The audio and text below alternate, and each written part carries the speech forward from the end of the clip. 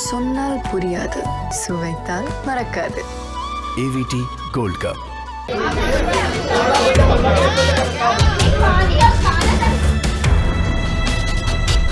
கோஃபஸ் விமான நிறுவனம் பெங்களூர்ல வச்சு 55 பயணிகளை அப்படியே விட்டுட்டு போனதுனால இந்திய விமான போக்குவரத்து இயக்குநரகம் அவங்களுக்கு 10 லட்சம் ரூபாய் அபராதம் விதிச்சதா சொல்லப்படுது. கர்நாடக மாநிலம் பெங்களூர்ல இருந்து கடந்த 9ஆம் தேதி காலையில 6:40 மணிக்கு டெல்லிக்கு கோஃபஸ் விமானம் புறப்பட்டு இருந்துச்சு. விமானத்துல பயணிகளினுடைய உடைமைகள் ஏற்றப்பட்டிருந்த நிலையில 55 பயணிகளை அம்போன அந்த விமான நிலையத்திலேயே விட்டுட்டு கோஃபஸ் விமானம் டெல்லிக்கு புறப்பட்டு போனதா சொல்லப்படுது.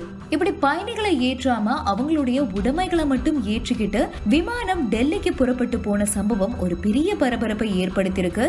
இந்த சம்பவம் தொடர்பா பயணிகள் கிட்ட இருந்து கோஃபஸ் விமான நிறுவனம் மன்னிப்பு கேட்டு பயணிகளை ஏற்றாம விமானம் புறப்பட்டதுனால இது தொடர்பா சிவில் விமான போக்குவரத்து இயக்குநரகம் விசாரணை மேற்கொண்டுட்டு வருது. இந்த நிலையில இந்த விவகாரத்துல அலட்சியமா செயல்பட்டதா சொல்லி கோஃபஸ் விமான நிறுவனத்துக்கு 10 லட்சம் ரூபாய் அபராதம் விதிச்சதாகவும் சொல்லப்படுது. ஏற்கனவே ஏர் இந்தியா விமானத்துல ஆண் பயணி ஒருத்தர் பெண் பயணி மேல சிறுநீர் கழிச்சிருந்த விவகாரத்துல மொத்தம் 40 லட்சம் ரூபாய் அபராதம் விதிச்சிருந்த நிலையில இப்போ கோஃபஸ் விமான நிறுவனத்துக்கு 10 லட்சம் ரூபாய் அபராதம் விதிச்சிருக்கிறது விமான நிறுவனங்களுக்கு மத்தியில ஒரு பரபரப்பை ஏற்படுத்தியிருக்கு. இந்த செய்தியை பத்தி நீங்க என்ன நினைக்கிறீங்கன்னு சொல்லிட்டு உங்களுடைய கருத்துக்களை கமெண்ட்ல பதிவு பண்ணுங்க.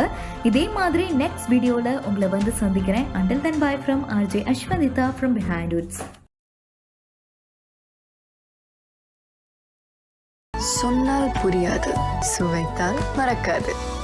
AVT Gold Cup.